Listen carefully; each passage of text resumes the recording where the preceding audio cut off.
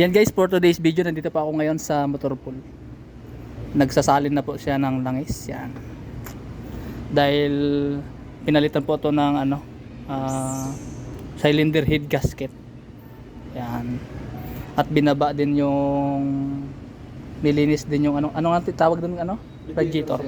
Yan ng radiator niya kasi medyo nahihirapan siyang umatak eh.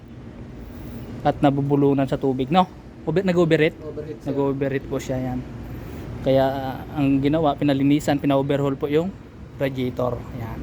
Tapos yung cylinder head gasket, pinalitan na rin po. Yan. At sinasarina na rin po ngayon ng langis. Yan.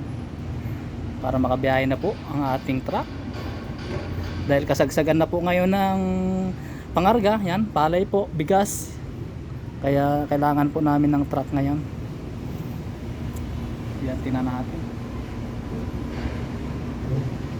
Kaya medyo mahirap po kapag tayo luma na yung truck natin, talagang malimit na po sa maintenance siya. Kaya bawat biyahe halos nasa motor pool po siya lagi kasi sobrang bigat po yung karga namin. 30 tons po yan lagi.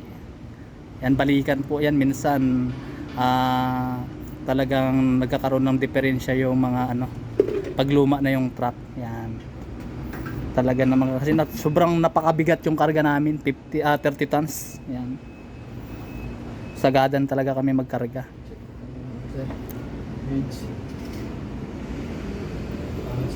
Yan po yung na mekaniko dito guys. So yan si Kenneth.